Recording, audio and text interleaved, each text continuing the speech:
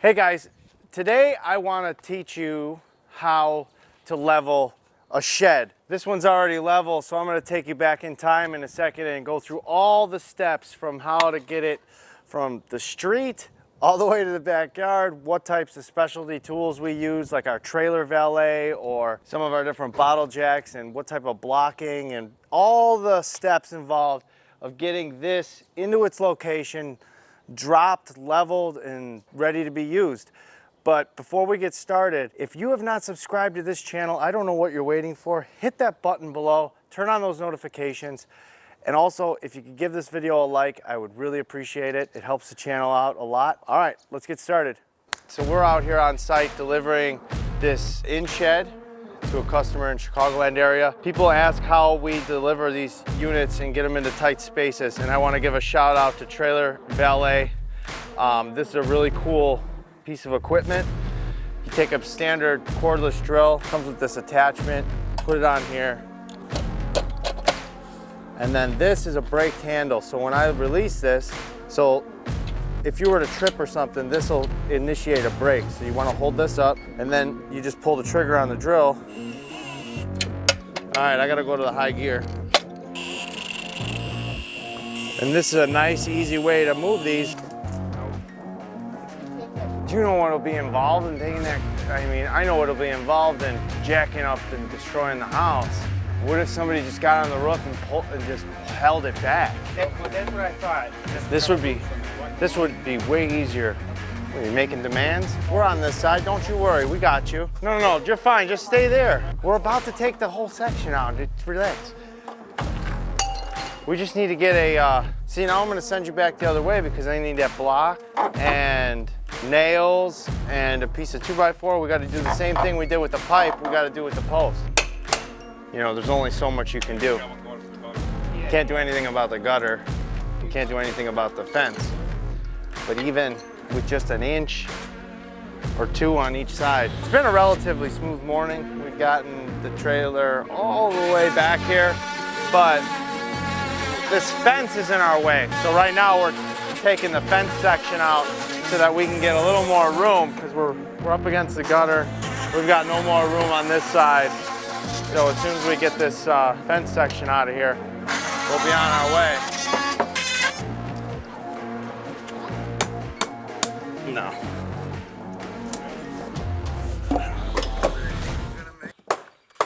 How we doing? I can just move a little bit. Now is the axle gonna fall in the hole that we just dug? I eat when I'm stressed. Trying to relieve some of the stress on this gutter right here. I'm getting nervous because the longer that this trailer sits in the grass like that, the harder it's gonna be to move. So I'm getting nervous with that. Having a little bit of a challenge to get this gutter removed, but we went ahead. We tried everything under the sun to try to get this to move, and the best solution was just to wedge it away.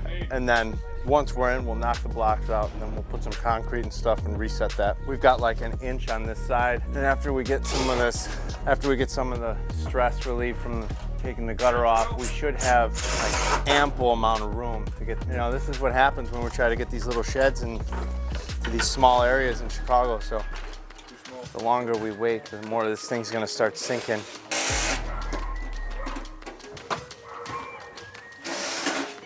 They're working fast because they know that in about 5 minutes, whether that gutter is detached or not, this thing is going through that gate. So they want to get the gutter off pretty fast. Why don't we just rebuild the whole house? Oh my God. He flicked me off. It's like a grizzly bear, and then you just, bottle opener. It's random. Hey Joe, if you already got the gutter loose, like, you just leave that pipe on and take the gutter off. Let me hop up, I've done this once in my life. Do you have a hammer up there? All right, let me see if this works.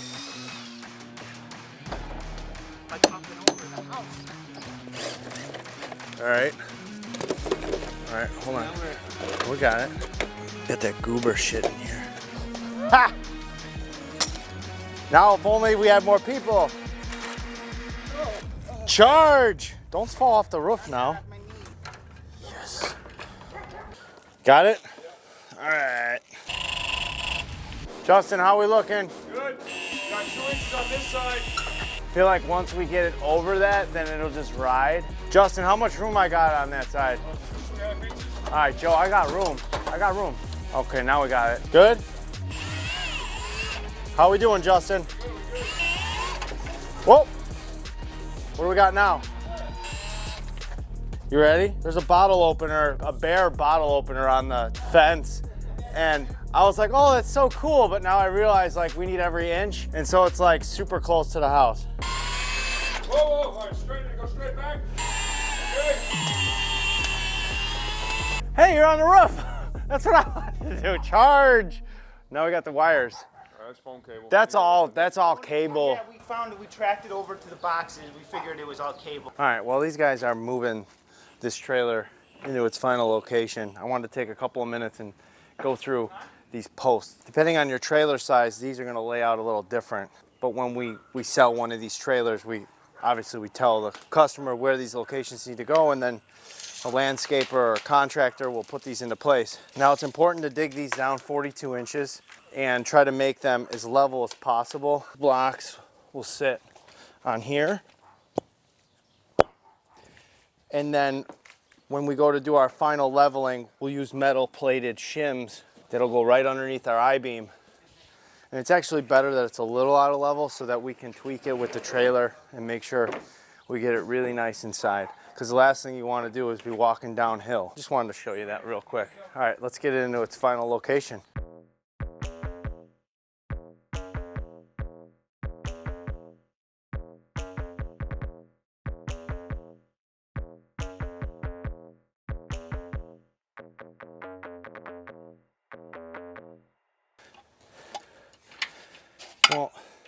So before bringing the shed to this location, we installed some concrete pylons in the ground, or posts, and they're 42 inches down.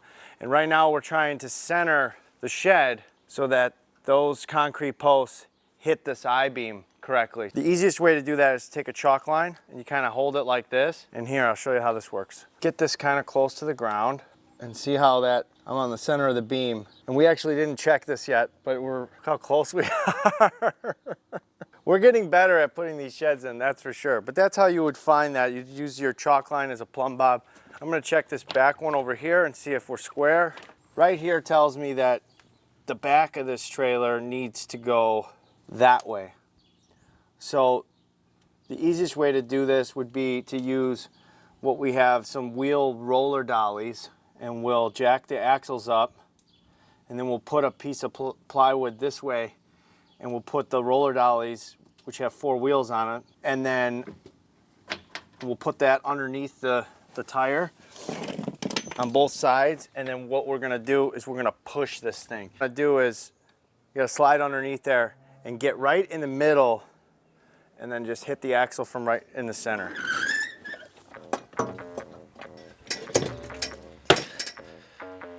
We're gonna wanna put plywood so that we can slide the roller dollies. Let's turn the wheels so that they're pointing, the casters are pointing towards the house. The opposite of, yeah. Good? Whoa. Try to get this thing to lock.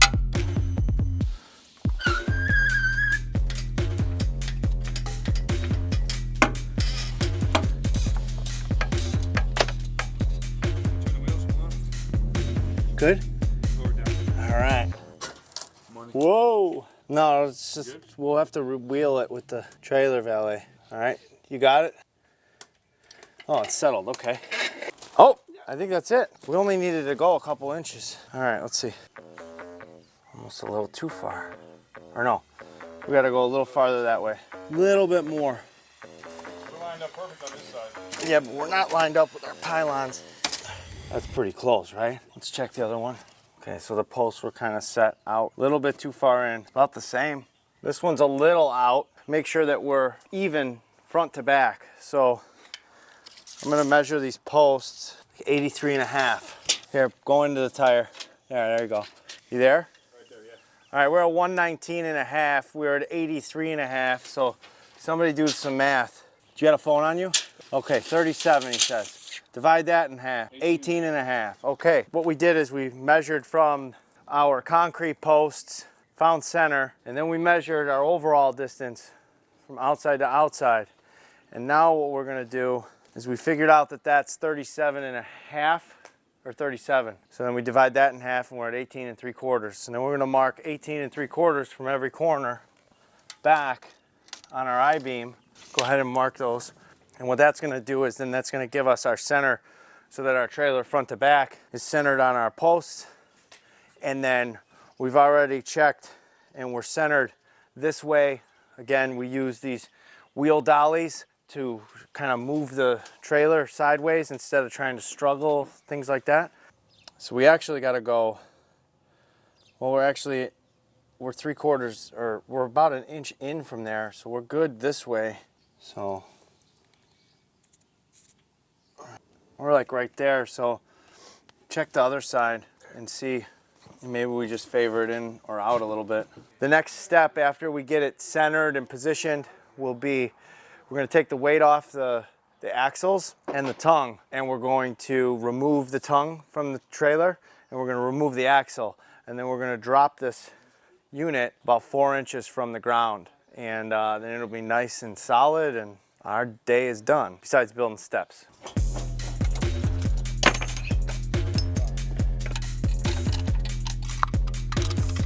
Push it back to me a little bit. Okay. All right, so now that we got the axle out of here, the next step is to, while this is up in the air and it's easy to access, we're gonna remove the bolts from the inside of the tongue. That way when we can lower it all the way down as far as possible and still access all the exterior bolts. I'm not worried about anything by taking the inside bolts out, mostly because this is 1/4 inch steel plate and you got 4 of these bolts on here. We're going to remove the back or the insides so that we don't have to crawl underneath here, and I really don't see any risk in that, so we're going to go ahead and get these bolts out of here.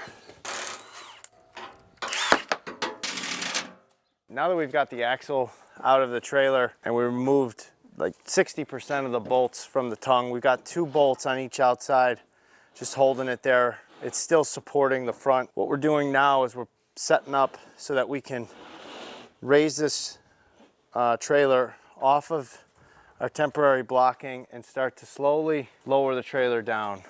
Perfect. Okay, I am too.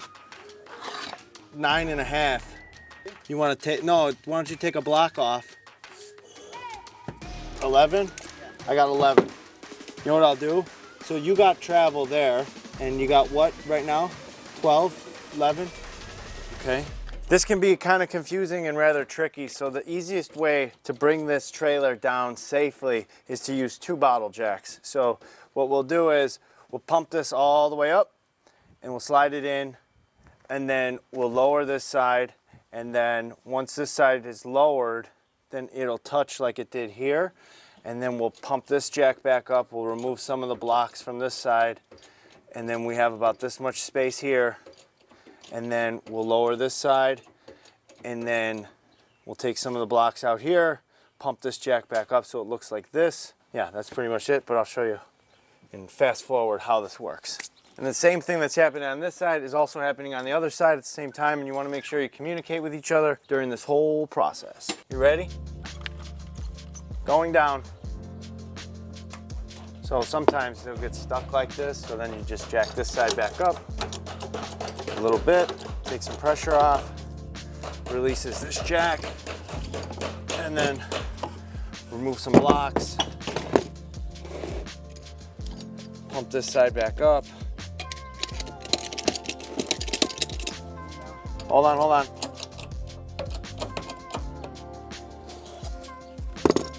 All right, so now that we have gotten the trailer down to a very safe level, we're now gonna take and remove the tongue.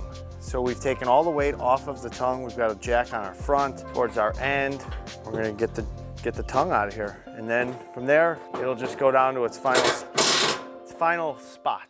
I'm gonna just give it a good pop. Easy. All right. Well, that works too. So we're not going to be able to get it out of here though. I got to get a jack up over on this corner. I'm going to take this one out.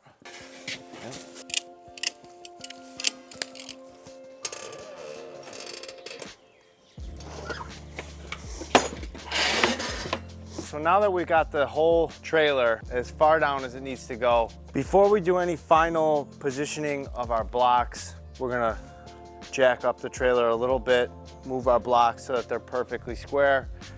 We need to make sure that the inside's level. So let me show you how to level something like this really fast and easy. And what you're gonna do is you're gonna put the level inside the unit. And this works for a lot of different projects. What I like to do is corner to corner on an angle, not, you know, typically you would think, okay, well, we need to level it this way, and then we gotta turn it and we gotta level it this way. But what ends up happening is you end up fighting yourself in a million different directions. So the easiest way to do this is to right off the center, you go corner to corner, and then you take a look at the level. And based on this level, you'll see just a little bit. So I'll slide this level all the way to the corner, still line up with our corner over there. From right here, we're out of level 1/4 of an inch. Now, what would that mean if we were all the way over there? So the only way to do that is we go like this. These keys are probably like close to 1/4 of an inch. Yeah. We'll just put these underneath here and we'll mimic our bubble that we had on the other side. But we want to get level over here. So we're going to get level. We're going to check it. We're about 3/8. Yeah, we're about 3/8. So now that we know how out of level we are, we know that this corner needs to come up 3/8 of an inch. Now, if we do that, what happens to our other corner?